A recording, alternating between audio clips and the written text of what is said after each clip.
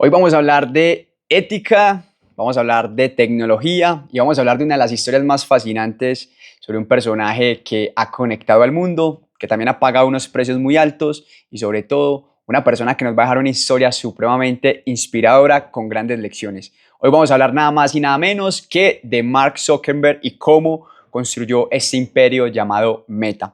Muchachos, bienvenidos a todos a este espacio que se llama Emprenderme. Mi nombre es David Gómez y hoy vamos a compartir unos minutos analizando, estudiando, leyendo diferentes extractos que hemos tenido de la historia de Mark. Vamos también a hacer ciertas reflexiones en el transcurso de esta historia y adicionalmente, para mí lo más importante, ver cómo ese camino que este man ha transitado puede dejarnos a nosotros muchos aprendizajes que podemos transmitir y podemos ver reflejados en cada una de nuestras empresas, de nosotros como emprendedores. Así que muchachos, pónganse cómodos que vamos a comenzar. Dice así: 10 de abril de 2018. Mark Zuckerberg está sentado frente al Congreso de Estados Unidos. Tiene 33 años. Es dueño de una empresa valorada en $500 mil millones y está sudando como un adolescente en su primer día de escuela. Durante 5 horas, senadores que apenas entienden cómo funciona Internet lo interrogan sobre privacidad, datos y el poder de Facebook. En un momento, el senador Orrin Hatch le pregunta: ¿cómo es que Facebook es gratis? ¿Cómo ganan dinero? Mark respira, bebe agua y responde con una frase que se volvería viral por su simplicidad: senador, vendemos anuncios. La sala está en risas nerviosas, pero Mark no sonríe, porque sabe algo que la mayoría en esa sala no entiende. Esos anuncios que menciona tan casualmente han transformado Facebook de una red social universitaria en una máquina de vigilancia que conoce los secretos de 2.800 millones de personas. Una máquina que él creó en su dormitorio de Harvard cuando tenía 19 años. Esta es la historia de Mark Elliott Zuckerberg, un joven que quería conectar el mundo y en el proceso se convirtió en una de las personas más poderosas y controvertidas del siglo XXI. Un programador tímido que construyó un imperio de $134 mil millones, pero que no puede mantener una conversación normal sin parecer un robot. Un filántropo que prometió regalar el 99% de su fortuna, pero que es acusado de destruir la democracia. Es la historia de cómo un estudiante que no podía hablar con chicas en fiestas terminó decidiendo qué pueden decir 3.000 millones de personas en Internet. De cómo el deseo de pertenecer de un adolescente se transformó en una plataforma que define cómo pertenecemos todos. Pero sobre todo, es la historia del precio real de la conexión, porque Mark Zuckerberg nos conectó a todos, sí, pero en el proceso algo fundamental sobre la privacidad, la verdad y la propia naturaleza humana se rompió para siempre. Voy a llevarte desde una noche de octubre de 2003, cuando Mark, borracho y despechado, creó un sitio web para comparar el atractivo de sus compañeros de Harvard, hasta el día en que cambió de nombre de su empresa a Meta y apostó todo a un futuro virtual que nadie pidió. Es una historia de genialidad y traición, de código y controversia, de miles de millones ganados y vidas arruinadas. ¿Estás listo para conocer al hombre que sabe más sobre ti de lo que tú sabes sobre ti mismo? Muchachos, vamos entonces con el primer capítulo de la historia de este personaje llamado Mark Zuckerberg. Capítulo 1. La noche que casi lo expulsan de Harvard. 28 de octubre de 2003, 8:13 de la noche. Mark está en su dormitorio en Kirkland House, Harvard. Acaba de regresar de una cita que salió mal. La chica, cuyo nombre nunca revelaría, le dijo que era demasiado intenso y que hablaba de computadoras como si fueran personas. Mark abre una cerveza Beck's, siempre Beck's, porque una vez leyó que era la favorita de un programador que él admiraba, y comienza a escribir en su blog: Jessica es una perra. Necesito pensar en algo para sacarme esto de la cabeza. Son las 8:45 de la noche, cuando tiene la idea. Va a crear un sitio web que permita a los estudiantes de Harvard comparar el atractivo físico de sus compañeras. Lo va a llamar FaceMash y va a ser épico. Pero hay un problema: necesita fotos. Mark hackea los directorios internos de 9 residencias de Harvard para obtener las fotos de identificación de las estudiantes. Años después, admitiría que fue juego de niños entrar a esos sistemas. Harvard tenía seguridad de 1990 en pleno 2003. Mientras descarga las fotos, escribe en su blog: las chicas de Harvard no son muy atractivas, Bueno, algunas lo son. Vamos a crear un sitio web para votar quién es la más atractiva. Son las 2:17 de la mañana, cuando FaceMash está listo. El sitio muestra la foto de dos estudiantes lado a lado y pregunta, ¿quién es más atractiva? Cada voto alimenta un algoritmo que Mark copió del sistema de ranking de ajedrez, calculando puntuaciones de atractivo en tiempo real. Mark envía el enlace a algunos amigos. Échale un vistazo, escribe, es adictivo. Lo que sucede después supera cualquier expectativa. En solo 4 horas el sitio recibe 450 visitantes que votan 22,000 veces. Los servidores de Harvard comienzan a colapsar. El alcance se está compartiendo en cada lista de correos del campus.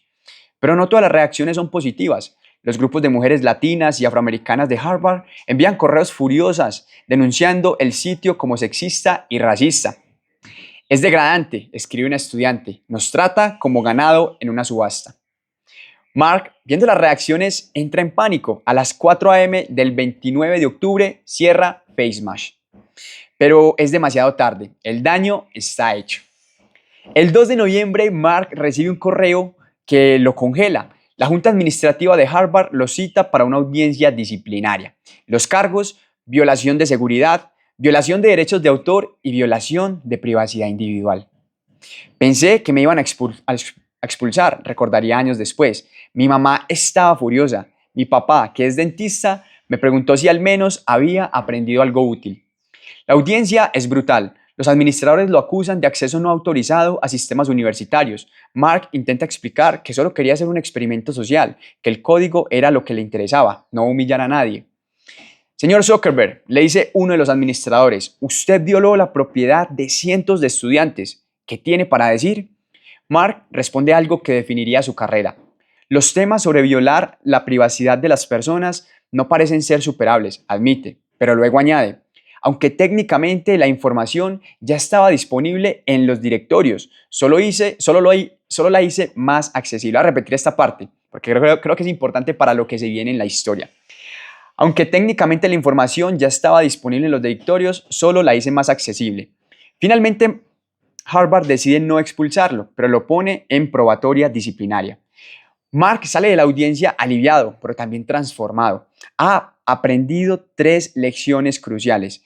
La primera: la información de las personas es poder y la gente no entiende cuánto poder están regalando. Pilas a esa primera, voy a repetirla. La información de las personas es poder y la gente no entiende cuánto poder están regalando. La segunda: si haces algo lo suficientemente adictivo, la gente lo usará aunque los perjudique. Y la tercera: es más fácil pedir perdón que pedir permiso. Lo que Mark no sabe es que en una fiesta organizada por sus amigos, que pensaban que sí lo iban a expulsar, estaba a punto de conocer a Priscilla Chan, una estudiante de segundo año que estudia biología. Años después, Mark diría, sin FaceMash no habría conocido a Priscilla. Priscilla es todo lo que Mark no es.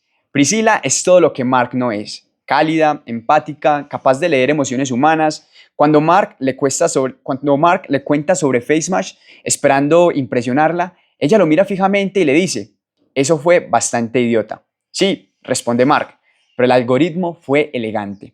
Ella se ríe. Es la primera persona en Harvard que parece entenderlo. Brillante pero torpe, ambicioso pero ingenuo, capaz de construir sistemas complejos pero incapaz de entender las consecuencias humanas de esos sistemas. 2 meses después, en enero de 2004, Mark comienza a escribir código para un nuevo proyecto. Esta vez no va a cometer los mismos errores. Esta vez va a pedir permiso. Esta vez va a ser legal. Esta vez va a cambiar el mundo. Muchachos, y así comenzamos entonces con esta historia, con este primer episodio, capítulo de la vida de Mark Zuckerberg, y vamos a comenzar entonces y pasar al capítulo número 2, un capítulo que nos trae bastante intriga, suspenso y que se llama El robo del siglo, o más bien, la inspiración del siglo. Dice así: 4 de febrero de 2004, 3:23 de la tarde. Mark Zuckerberg presiona Enter y thefacebook.com está oficialmente en línea. Han pasado solo 3 semanas desde que comenzó a escribir el código en su dormitorio de Harvard, pero hay algo que Mark no le ha contado a nadie. Esta no fue completamente su idea. Retrocedamos a noviembre de 2003. 3 atletas de élite de Harvard, los gemelos Cameron y Tyler Winklevoss, remeros olímpicos de 1.95 metros, y su socio Divya Narendra, contactan a Mark. Han escuchado sobre FaceMatch y su habilidad técnica. Necesitamos un programador genial, le dice Cameron en el comedor de Kirkland House. Estamos construyendo algo llamado Harvard Connection, una red social exclusiva para Harvard. Mark escucha mientras comen. Los gemelos hablan de exclusividad, de dating, de conectar a la élite de Harvard. Mark asiente, toma notas mentales y promete ayudar. Suena bien, les dice, denme unos días para revisar el código. Durante las siguientes semanas, Mark envía correos esporádicos a los Winklevoss. Estoy muy ocupado con clases, escribe. El código es más complejo de lo que pensé. Miente en otro de los correos. Mientras tanto, en secreto, está construyendo su propia versión, pero no es una copia, es algo fundamentalmente diferente. Harvard Connection se trataba de exclusividad y citas. De Facebook se trata de algo más profundo, identidad y conexión social. Mark entiende algo que los Winklevoss no. La gente no quiere solo conocer gente nueva, quiere vigilar a la gente que ya conoce. El 4 de febrero de 2004, Mark lanza The Facebook con la ayuda de sus compañeros de cuarto, Dustin Moskovich, Trish Hughes y su amigo Eduardo Saverin, quien pone los primeros $1,000. El sitio es simple: crear un perfil, subir una foto, agregar información personal, conectar con amigos. Pero hay algo adictivo en ver los perfiles de otros. Es saber quién está soltero, quién estudia, pero hay algo adictivo en ver los perfiles de los otros, en saber quién está soltero, quién estudia qué, quién conoce a quién. En las primeras 24 horas, 1,200 estudiantes de Harvard se registran. En 2 semanas, 2/3 de Harvard tienen cuenta. Los servidores que Mark rentó con el dinero de Eduardo apenas aguantan el tráfico. Es como un crack digital, le dice Dustin mientras ven los números subir. La gente no puede parar de revisar. Pero el 10 de febrero, solo 6 días después del lanzamiento, los Winklevoss se enteran, están furiosos. Nos robó la idea, le dice a su abogado. Nos mintió mientras construía su propia versión. Los gemelos y Narendra presentan una demanda ante Harvard y luego una demanda legal, acusando a Mark de robo de propiedad intelectual, violación de contrato y fraude. Mark tiene una defensa simple pero efectiva.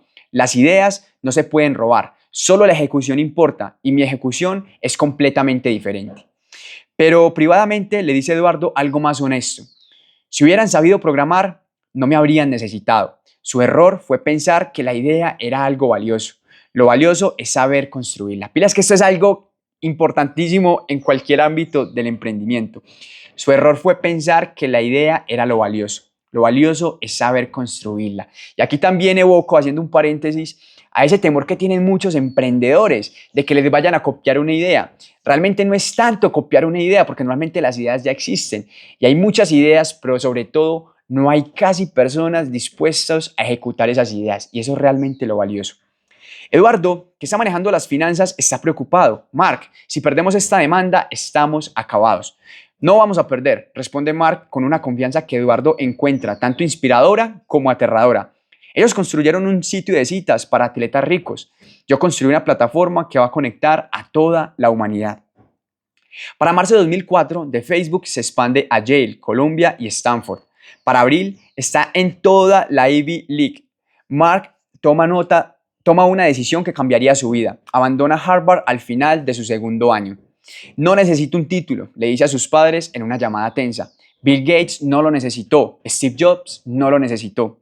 Ellos eran ingenieros, ellos eran genios, responde su madre. ¿Y yo qué soy?, pregunta Mark. Su madre suspira. Eres mi hijo que está tomando decisiones muy arriesgadas con consecuencias que no entiende. Tenía razón. Mark no entendía las consecuencias, no entendía que en los Winklevoss lo perseguirían legalmente durante años, finalmente llegando a un acuerdo por $65 millones en 2008. No entendía que Eduardo Saverin, su mejor amigo y cofundador, lo demandaría por diluir su participación. No entendía que cada decisión que tomaba en ese dormitorio de Harvard reverberaría por décadas. Pero sobre todo, no entendía que al construir una plataforma basada en compartir información personal, estaba creando algo que no podía controlar. Como le diría un periodista años después, moverse rápido y romper cosas está bien, hasta que te das cuenta de que las cosas que están rompiendo son personas. Muchachos, vamos para el capítulo 3. Dice, el billón de dólares que casi rechaza. Julio de 2006, Mark Zuckerberg está sentado en una sala de conferencias en Palo Alto frente a Terry Samel, CEO de Yahoo. Sobre la mesa hay una oferta que haría a cualquier joven de 22 años desmayarse. $1.000 millones por Facebook. Imagínate, a sus 22 años, 1.000 millones le ofrecieron por Facebook el CEO de Yahoo. Mark está usando una sudadera gris de siempre. Tiene docenas idénticas porque decidir qué ponerse es una decisión innecesaria para él.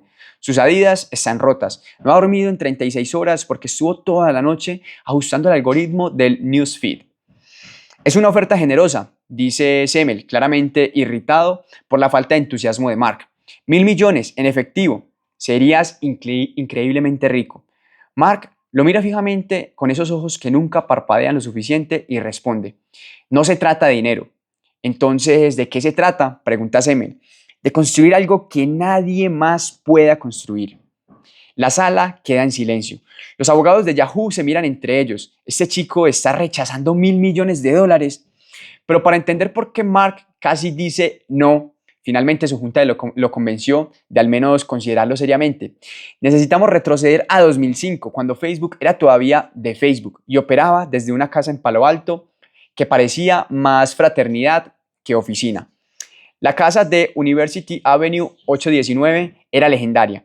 Había una piscina donde tiraban los muebles cuando se aburrían. Las paredes estaban cubiertas de graffiti con citas sobre dominar el mundo. Mark había instalado un cable tirolesa desde el techo hasta la piscina.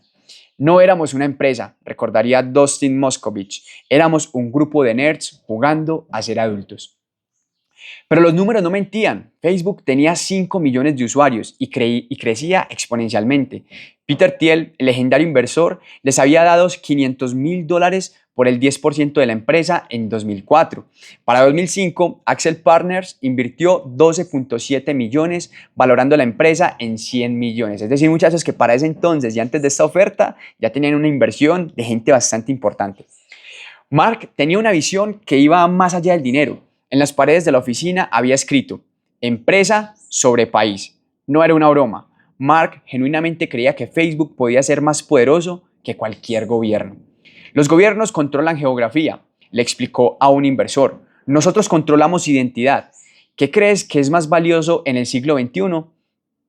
En septiembre de 2005, lanzaron la función que cambiaría todo, la capacidad de subir fotos. En 48 horas los usuarios subieron 3 millones de fotos. Para fin de año, Facebook era el sitio de fotos más grande de Internet, superando a Flickr y Photobucket. Las fotos no son solo imágenes, explicó Mark en una reunión, son prueba social, son identidad, son poder. Pero con el poder vinieron los problemas. En septiembre de 2006, Facebook lanzó el Newsfeed, un stream en tiempo real de todo lo que tus amigos hacían. La reacción fue violenta. Grupos llamados Estudiantes contra el Newsfeed de Facebook alcanzaron cientos de miles de miembros en horas. La gente protestaba que era espeluznante y acosador. Hubo manifestaciones reales en las oficinas de Facebook. Aquí un paréntesis antes de continuar. Miren cómo siempre estas ideas revolucionarias en un principio terminan siendo muy criticadas y siempre hay muchas personas que van a estar en contra, que van a tratar de tumbarlo, y eso pasa casi en todas las industrias y en los negocios que han revolucionado la forma en cómo hacemos las cosas. Mark publicó una carta abierta que comenzaba: cálmense, respiren, escuchen. Era condescendiente y torpe, típico de Mark, pero también tenía razón. En 2 semanas todos amaban el newsfeed, era adictivo saber qué hacían tus amigos en tiempo real. La gente no sabe lo que quiere hasta que se los das, le dijo a su equipo, y luego no pueden vivir sin ello. Es en ese contexto que Yahoo hace su oferta. Facebook tiene 8 millones de usuarios. Yahoo tiene 500 millones. Para Yahoo es obvio comprar Facebook antes de que sea una amenaza real. Pero Mark ve algo que Yahoo no ve. En sus proyecciones privadas, que guardan un cuaderno que nunca deja solo, Facebook no tiene 8 millones de usuarios, tiene 800 millones. No vale 1.000 millones, vale 100.000 millones. No vale 1.000 millones, vale 100.000 millones, 100 veces más de lo que Yahoo ofrece en ese momento. Si vendemos ahora, le dice a su junta, estaremos vendiendo el futuro de la comunicación humana por el precio de un edificio en Manhattan. La junta está dividida. Peter Thiel lo apoya. Otros piensan que es una arrogancia juvenil. Finalmente, después de semanas de negociación, Mark toma una decisión que define su carácter. Rechaza la oferta de Yahoo. ¿Estás seguro? Le pregunta Dustin. He estado seguro desde que tenía 19 años, responde Mark. Facebook no es un proyecto, es una misión. Pero hay un costo personal. Eduardo Saverin, su cofundador, quería vender. La tensión entre ellos explota. Mark diluye la participación de Eduardo de 34% a menos de 10% a través de maniobras legales complejas. Eduardo demanda. Su amistad termina para siempre. Elegiste la empresa sobre tu amigo, le dice Eduardo en su último encuentro. Elegí cambiar el mundo sobre ser rico, responde Mark. Tú nunca entendiste la diferencia. Años después, cuando Facebook vale 500.000 millones, un periodista le pregunta a Mark si se arrepiente de no vender a Yahoo. Mark sonríe, una de esas sonrisas que nunca llegan a sus ojos. Yahoo ya no existe como empresa independiente. Facebook conecta a 3.000 millones de personas. ¿De qué exactamente debería arrepentirme? Capítulo 4. La traición del mejor amigo. Mayo de 2005. Eduardo Saverin está en New York tratando de conseguir anunciantes para Facebook. Hace frío para ser mayo y Eduardo, siempre impecable en su traje, revisa su BlackBerry obsesivamente. Los números de usuarios siguen subiendo, pero no hay respuesta de Mark en sus últimos 10 correos. Lo que Eduardo no sabe es que en ese exacto momento, en Palo Alto, Mark está firmando documentos que lo destruirán. ¿Estás seguro de esto?, pregunta el abogado. Eduardo no entiende la visión, responde Mark sin levantar la vista de los papeles. Sigue pensando que esto es sobre vender anuncios como si fuésemos un periódico. Eduardo Saverin había sido el primer inversor de Facebook, poniendo $1.000 iniciales y luego 18.000 más. Era el director financiero, el cofundador, el amigo que creyó en Mark cuando todos pensaban que de Facebook era solo otro proyecto universitario. Pero Mark había encontrado un nuevo mentor, Sean Parker, el carismático fundador de Napster, que vestía como estrella de rock y hablaba de cambiar el mundo con una convicción que Mark encontraba intoxicante. Eduardo es la mentalidad de la costa este, le dice Sean, mientras fumaban marihuana en el techo de la casa de Palo Alto. Trajes, reuniones, vender anuncios. Tú eres la costa oeste. Innovación, disrupción, dominar el mundo. Eduardo es mi amigo, dice Mark, incómodo. Responde Sean, los negocios no tienen amigos, tienen ganadores y perdedores. La ruptura había comenzado meses antes. Eduardo quería monetizar Facebook inmediatamente. Mark quería crecer sin límites. Eduardo congelaba las cuentas bancarias cuando Mark gastaba demasiado. Mark ignoraba a Eduardo cuando hablaba de responsabilidad fiscal. Tenemos $10 en el banco, le gritó Eduardo en una llamada. Y tenemos 3 millones de usuarios, respondió Mark. Los usuarios son el banco. La gota que derramó el vaso fue cuando Eduardo hizo un trato con una empresa llamada Jobusly, sin consultar a Mark. Cuando Mark vio anuncios de búsqueda de empleo aparecieron en Facebook. Cuando Mark vio anuncios de búsqueda de empleo apareciendo en Facebook, explotó. ¿Jobusly? ¿En serio? ¿Eso es tu visión? ¿Anuncios de mierda arruinando la experiencia? Se llama generar ingresos, Mark, algo que las empresas reales hacen. Facebook no es una empresa real, es el futuro de la humanidad. Eduardo se rió, error fatal. Nunca te rías de las visiones mesiánicas de Mark Zuckerberg. El plan para sacar a Eduardo fue quirúrgico. Primero, crear una nueva empresa en Delaware. Segundo, emitir nuevas acciones que diluirían la participación de Eduardo. Tercero, hacerlo firmar documentos sin que entendiera completamente las implicaciones. La participación de Eduardo fue diluida del 34% a menos del 10% y eventualmente a menos del 5%. Cuando Eduardo se dio cuenta, ya era tarde. Me engañaste, le dice Eduardo cuando finalmente se da cuenta cara a cara en las nuevas oficinas de Facebook. Te advertí que te mudaras a California, responde Mark. Elegiste quedarte en Nueva York. Elegiste no estar aquí cuando tomábamos decisiones importantes. Era tu amigo. Eras mi CFO y no eras muy bueno en eso. Eduardo lo mira, incrédulo. Este no es el Mark nervioso que conoció en Harvard. Este es alguien más frío, más calculador. Alguien a quien Sean Parker y Peter Thiel han enseñado que la amistad es un lujo que los emprendedores no pueden permitirse. Eduardo demanda. El caso se resuelve fuera de la corte por una cantidad no revelada, pero se estima en decenas de millones. Como parte del acuerdo, Eduardo mantiene el título de cofundador, pero debe firmar un acuerdo de no divulgación. Años después, cuando la película The Social Network retrata esta traición, le preguntan a Mark qué parte de la película es la más inexacta. La película sugiere que no me importaba perder a Eduardo como amigo, responde. Hace una pausa larga. Esa parte sí me importó.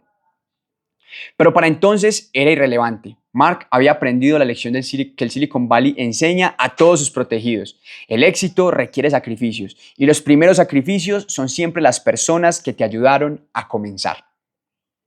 Como le diría un empleado años después, el problema con los cofundadores es que conocen al Mark que dudaba y no puedes construir un imperio si la gente recuerda cuando eras humano. Miren esta frase, la voy a repetir, que con eso terminamos el capítulo 4. El problema con los cofundadores es que conocen al Mark que dudaba y no puedes construir un imperio si la gente recuerda cuando eras humano. Tremenda. Muchachos, capítulo 5, el imperio de los datos. Dice así: 14 de octubre de 2012, Mark Zuckerberg está en el escenario del Centro de Convenciones de San Francisco. Facebook acaba de alcanzar 1.000 millones de usuarios, tiene 28 años y su empresa está valorada en 100.000 millones de dólares. Eso es el 2012. 1.000 millones de personas, dice al público. Es increíble pensar que comenzamos en mi dormitorio. Lo que no dice es lo que realmente significa tener información de 1.000 millones de personas. Cada like, cada foto, cada mensaje, cada clic. Facebook sabe más sobre esas 1.000 millones de personas de lo que ellas saben sobre sí mismas. El camino a este momento no fue fácil. En mayo de 2012, Facebook salió a la bolsa con una valoración de 104.000 millones de dólares. La tercera OPI más grande de la historia de Estados Unidos. Pero el primer día fue un desastre. Las acciones cayeron, los inversores entraron en pánico, los medios declararon que Facebook estaba sobrevalorado. No entienden, le dijo Mark Sheryl Sandberg, su COO, mientras veían las acciones caer. No se trata del valor de hoy, se trata de los datos que recolectaremos mañana. Sheryl, veterana de Google, entendía perfectamente, los datos son el nuevo petróleo, le respondió, y nosotros tenemos el yacimiento más grande del mundo. Pero obtener esos datos requería un equilibrio delicado. La gente tenía que sentirse cómoda compartiendo todo, sin entender realmente qué estaban compartiendo. La privacidad ya no es una norma social, declaró Mark en una entrevista en 2010. La declaración causó controversia, pero Mark no se retractó. En su visión, el futuro era la transparencia total.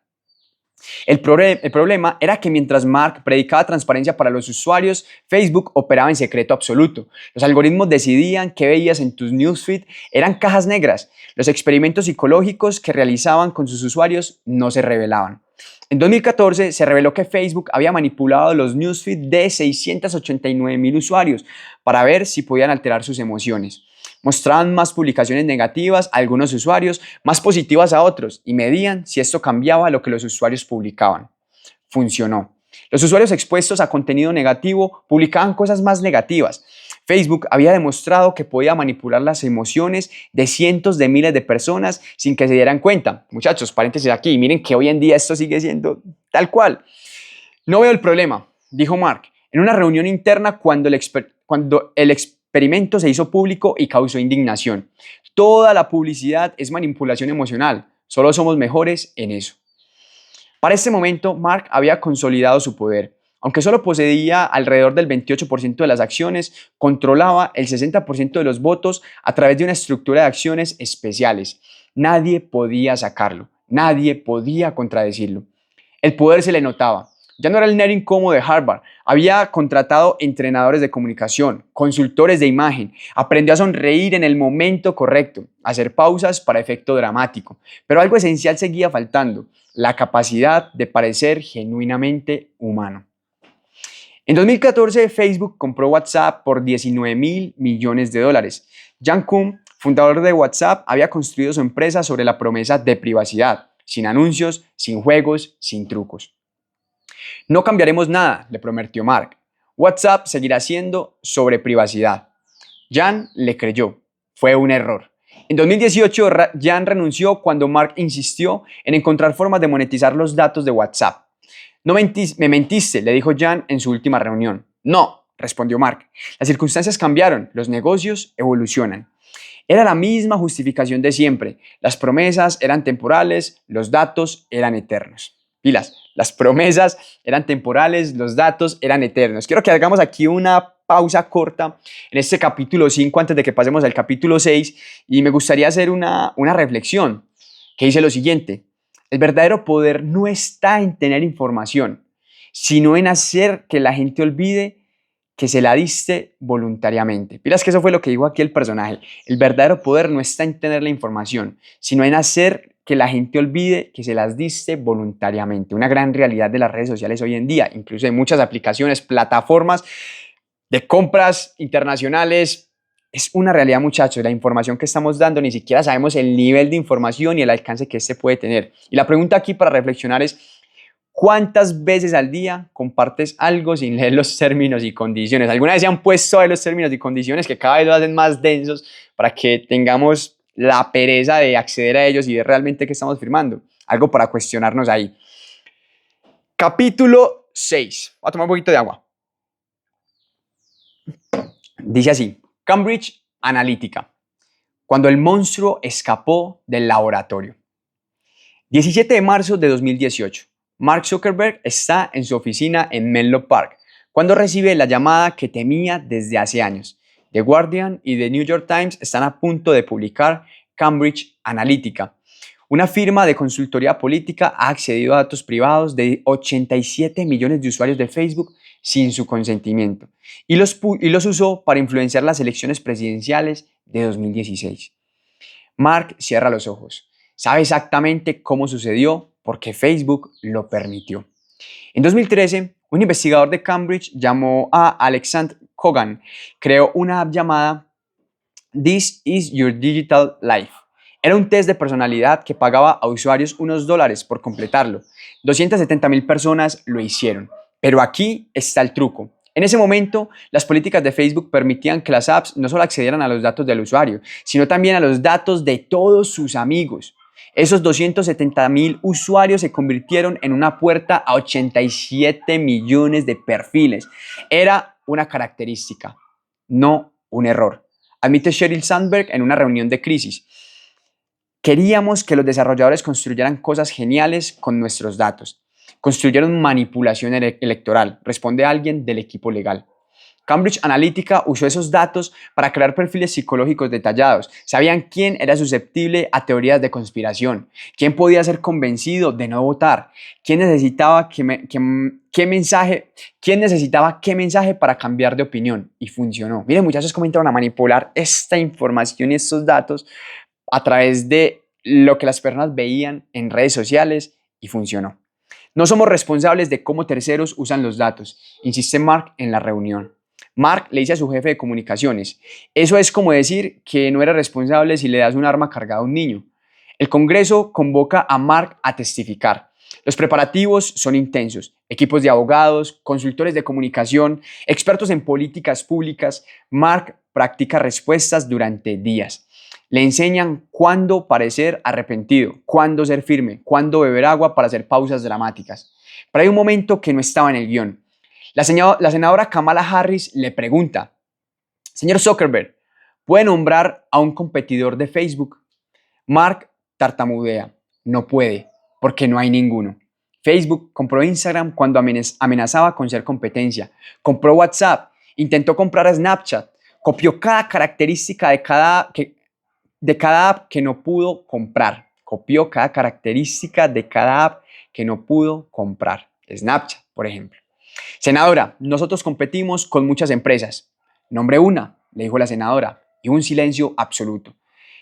Es el momento en que queda claro, Facebook no es solo una empresa exitosa, es un monopolio. Y Mark lo construyó deliberadamente así. Después del testimonio, Facebook pierde 120,000 millones en valor de mercado en un solo día. La pérdida más grande en la historia de Wall Street. Eliminar Facebook, hashtag, es la tendencia mundial. Celebridades anuncian que dejan la plataforma, pero Mark sabe algo que los críticos no entienden. Es demasiado tarde para detener a Facebook. ¿Sabes cuánta gente realmente borró su cuenta? Le pregunta a su equipo un mes después. Menos del 1%, responde el jefe de análisis. Mark sonríe. La indignación es temporal, la adicción es permanente. Pero hay un costo personal que Mark no anticipó. Sus propios empleados comienzan a cuestionar la misión. Ingenieros que creían estar conectando al mundo se dan cuenta de que han estado construyendo una máquina de vigilancia. Renuncian en masa. En una reunión con todo el personal, un ingeniero joven se levanta. Mark, mi familia está en Myanmar. Me dice que Facebook se usó para coordinar el genocidio de Rohingya. ¿Cómo vivió con eso? Mark responde con estadísticas sobre todo el bien que Facebook hace, pero el ingeniero lo interrumpe. No te pregunté sobre estadísticas, te pregunté cómo vivo con saber que ayuda a construir una herramienta de genocidio. Mark no tiene respuesta. Por primera vez en años se queda genuinamente sin palabras. Esa noche, Priscilla lo confronta en casa. ¿Ese era tu plan? ¿Conectar al mundo para poder manipularlo? No, responde Mark, el plan era conectar al mundo. La manipulación fue un efecto secundario, no deseado. ¿No deseado o no anticipado? Mark no responde. Porque la verdad es que sí lo anticipó. Desde FaceMash sabía que la gente compartiría información que los perjudicaría. Simplemente decidió que no era su problema. Vamos a hacer aquí una reflexión antes de pasar al capítulo 7, que es un capítulo bien controversial, que nos va a enseñar mucho a nosotros como emprendedores.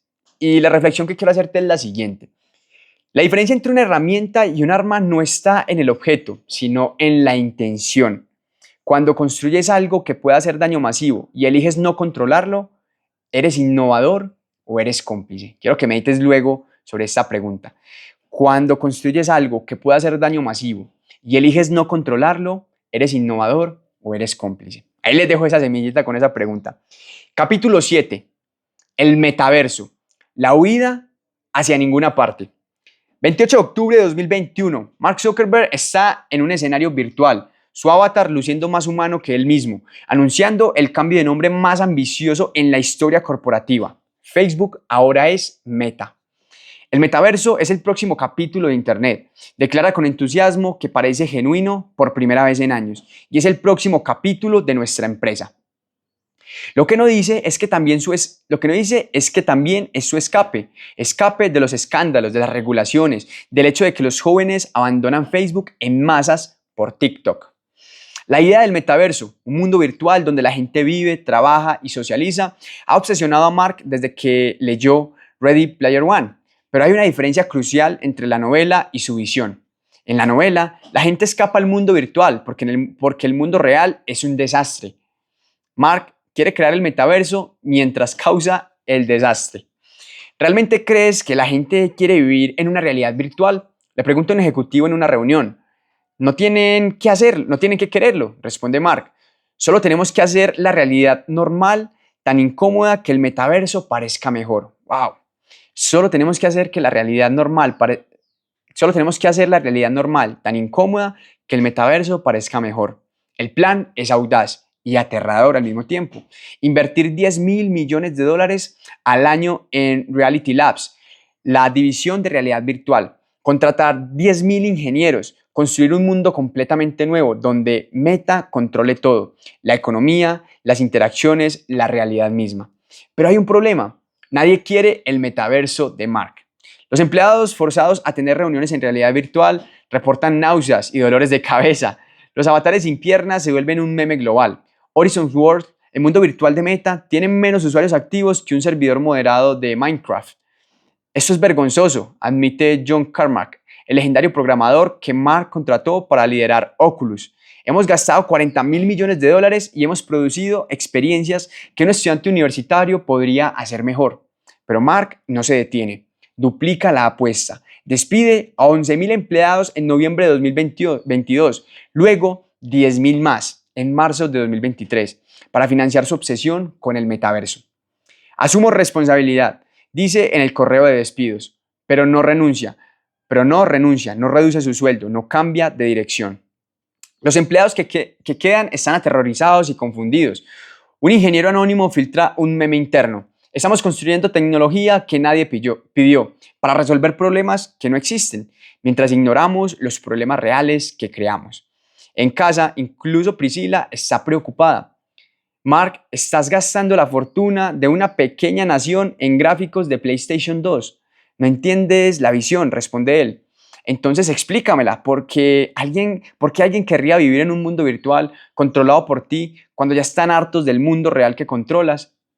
Es una pregunta que Mark no puede responder, porque la verdad es demasiado oscura para admitirla.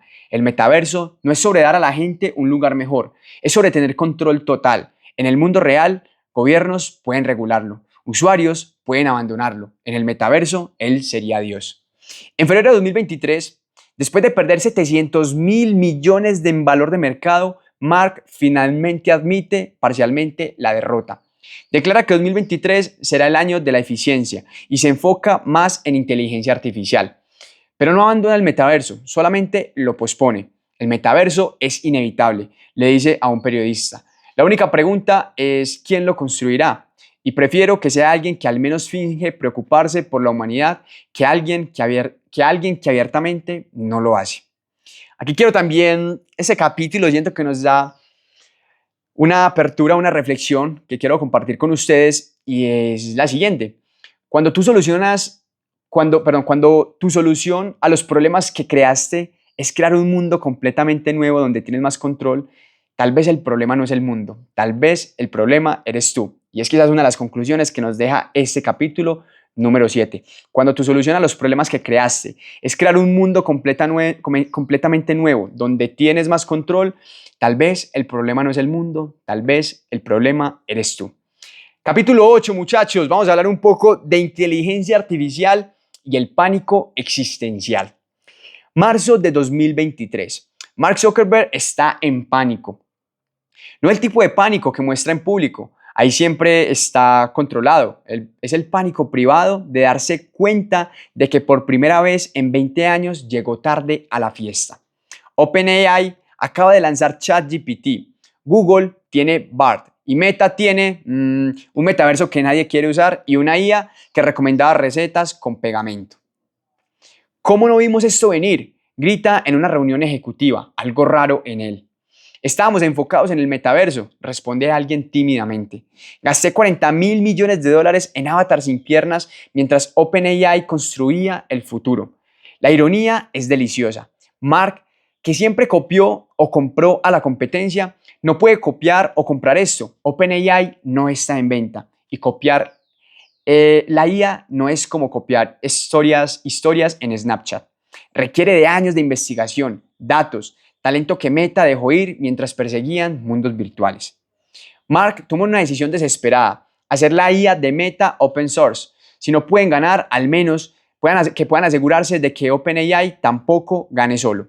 Vamos a democratizar la IA, anuncia, como si fuera un héroe del pueblo. Pero Jan LeCun, su jefe de IA y uno de los padrinos del Deep Learning, lo confronta en privado. Mark, hacer IA open source sin salvaguardarse es como publicar instrucciones para hacer bombas nucleares. La información quiere ser libre, responde Mark, citando un mantra de hackers de los 90. Las armas nucleares no, responde Jan. Pero Mark no escucha. Lanza, llama, el modelo de lenguaje de Meta, y predictiblemente se filtran en 4chan en una semana.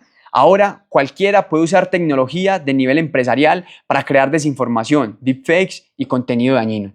¿Qué hiciste?, le pregunta un regulador de la Unión Europea en una llamada furiosa. Innovación, responde Mark. Si no te gusta, regúlalo.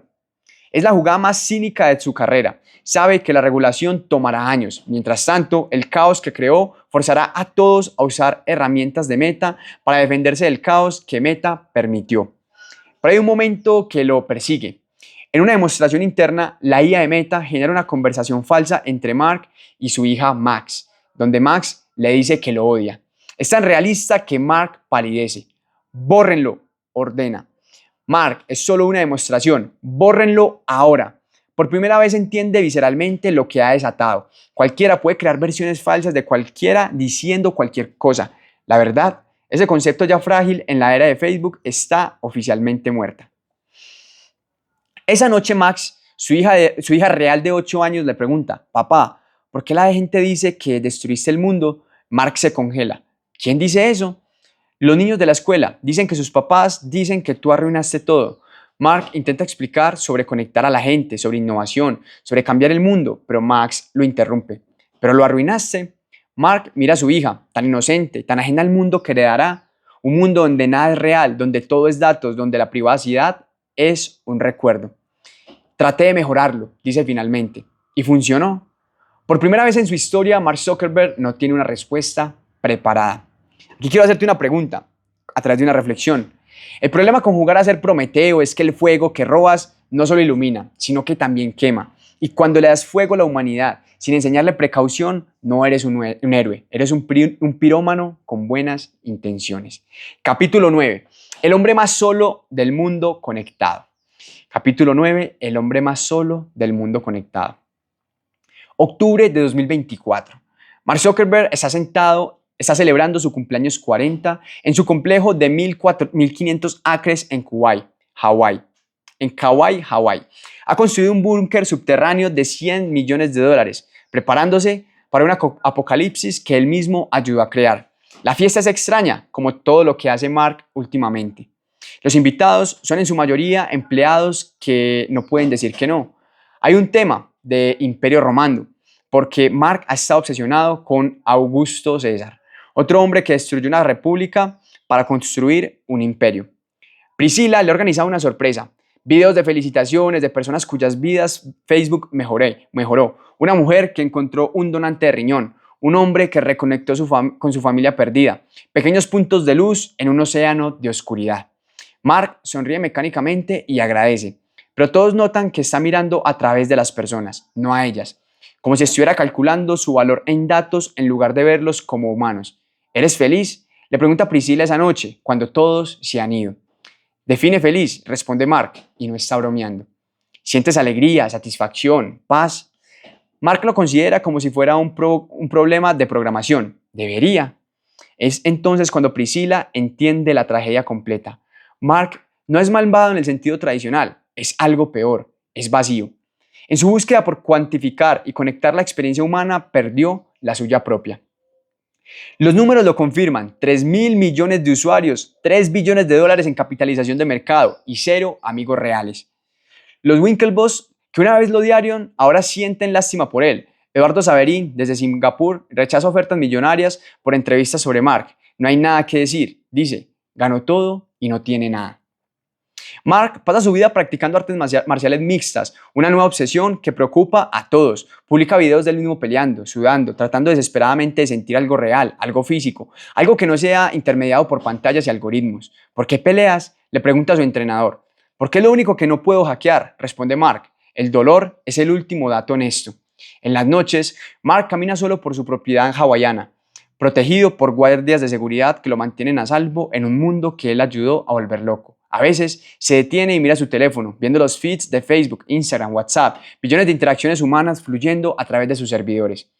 Puede ver todo: quién ama a quién odia a quién está muriendo, quién está naciendo. Es el ojo de Sauron del siglo XXI y está completamente, devastadoramente solo.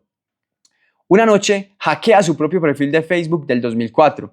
Ve al Mark de 19 años, incómodo pero esperanzado, creyendo genuinamente que conectar a la gente haría el mundo mejor.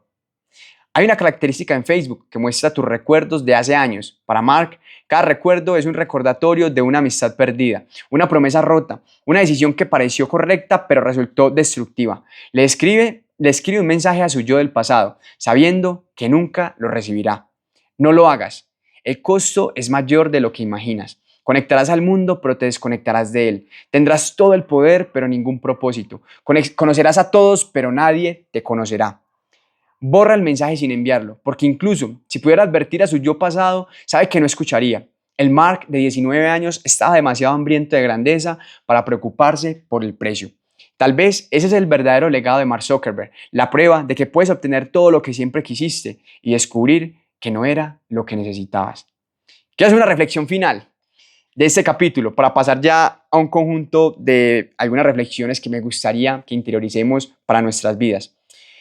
Y es lo siguiente: Mark conectó a 3.000 millones de personas, conectó a 3.000 millones de personas, pero no pudo conectar con ninguna, porque resulta que la conexión real no se puede programar. No se puede optimizar, no se puede hackear, solo se puede sentir. Y Mark Zuckerberg olvidó cómo sentir hace mucho tiempo.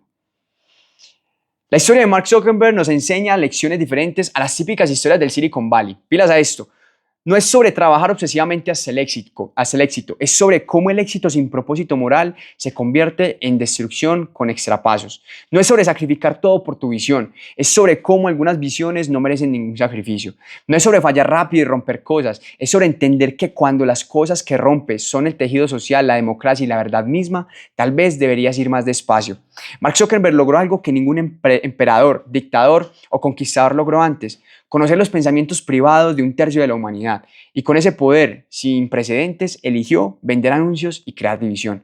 Es la parábola perfecta para nuestra era. Un hombre que podía hacer cualquier cosa y eligió hacer dinero, que tenía los datos para resolver problemas reales y los usó para crear problemas nuevos, que conectó al mundo y lo hizo sentirse más solo que nunca. ¿Y cuál sería entonces la lección más importante que podemos extraer? Que la tecnología es neutral, pero las decisiones no lo son. Cada línea de código es una decisión moral, cada algoritmo es una declaración de valores, y cuando priorizas el crecimiento sobre el bienestar, el engagement sobre la verdad, los datos sobre las personas, no estás siendo neutral, estás eligiendo un lado. Mark Zuckerberg nos mostró que puedes cambiar el mundo sin mejorarlo, puedes conectar a todos sin unir a nadie, puedes saberlo todo sin entender nada, y al final puedes ganar tanto que no te quede nada que valga la pena tener. Y aquí quiero que cerremos entonces este episodio con un momento de interacción, porque antes de cerrar me gustaría hacerte 3 preguntas, como usualmente hacemos el cierre de cada uno de nuestros episodios. La primera: ¿cuánto de tu identidad real has sacrificado por tu identidad digital? Mark creó una plataforma donde todos presentamos versiones editadas de nosotros mismos, pero ¿en qué momento la versión editada se volvió más real que la real? ¿Cuántas decisiones tomas pensando en cómo te verás en redes sociales? ¿Cuántas experiencias vives a través del lente y de cómo las compartirás? Pilas, muchachos, también esto es un cuestionamiento un poco a reflexionar sobre nuestras vidas y la forma en cómo hacemos uso de estas herramientas digitales, de nuestras redes sociales, que hemos también y también yo incluyéndome ahí, como muchas veces nos preocupamos más por el personaje que mostramos en redes que el personaje que realmente somos. Fíjate que me parece un poco en ese aspecto a la historia que tuvimos o que hablamos sobre MrBeast, que me pareció también muy, muy, muy impactante y con muchos aprendizajes.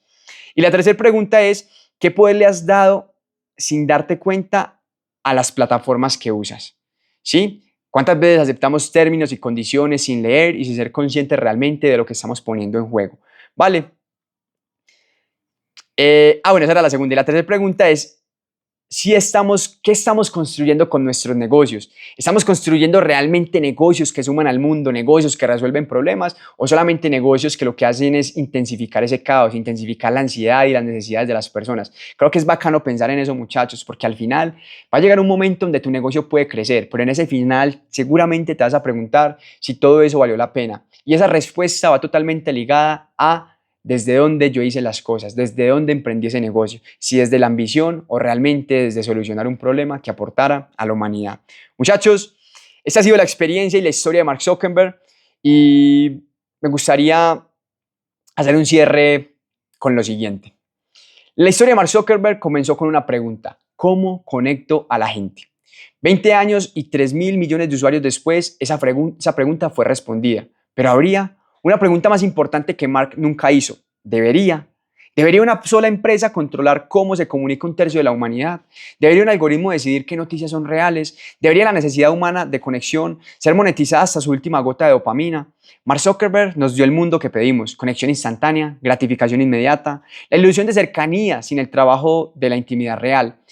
No nos engañó, nosotros nos engañamos pensando que podíamos tener los beneficios de la conexión sin sus responsabilidades. Su historia no es una advertencia sobre la tecnología, es un espejo que muestra qué sucede cuando delegamos nuestra humanidad a las máquinas, cuando confundimos información con sabiduría, cuando valoramos la eficiencia sobre la ética. Al final, Mark Zuckerberg será recordado no como el genio que conectó el mundo, sino como el hombre que nos mostró el precio de esa conexión, un precio que seguimos pagando cada vez que abrimos una red social, cada vez que scrolleamos sin pensar, cada vez que elegimos la dopamina digital sobre la conexión humana real. Y aquí, muchachos, no quiero que esto suene una crítica, quiero que suene más a una reflexión entre nosotros y realmente mirar cómo nos sentimos, porque yo creo que de alguna forma los hemos experimentado en mayor o menor medida. ¿Cómo nos sentimos cuando nuestra vida de alguna forma está en parte determinada por nuestro comportamiento en redes sociales? ¿Y cómo te sientes tú en estados de paz o quizás de ansiedad cuando estás enfrente de un celular pasando horas y horas y horas y quizás cuestionarnos por qué sucede eso y por qué nos permitimos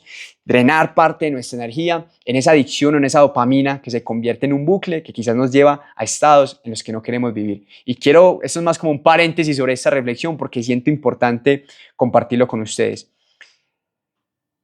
La verdadera tragedia no es que Mark perdió su humanidad construyendo Facebook, es que nosotros la estamos perdiendo al usar de manera irracional y responsable cada una de estas herramientas. Muchachos, gracias a todos por acompañarme en esa historia de ese ser humano que creó no solamente una empresa, sino que transformó y revolucionó una industria, revolucionó el planeta entero en la forma en cómo nos conectamos y nos comunicamos. Y es también un aprendizaje que me parece muy enriquecedor, y no es tanto porque estemos de acuerdo o desacuerdo con ciertas vidas, con ciertas empresas, con ciertas historias, es porque en cada una de esas historias hay muchos elementos que podemos aprender para la nuestra, y a partir también de eso que consideramos apropiado o inapropiado, cada quien lo definirá, podemos aprender qué hacer y qué no hacer con nuestras vidas. Ha sido un gusto para mí también que me hayas acompañado durante este episodio. Recuerda que esto es Emprenderme. Si te ha gustado este capítulo, puedes darle like. Te agradecería enormemente si puedes compartirlo con más personas, y nos vemos entonces en un nuevo episodio donde profundizaremos en la vida de otro personaje, de otro gran empresario y emprendedor. Hasta la próxima. Chao. Nos vemos.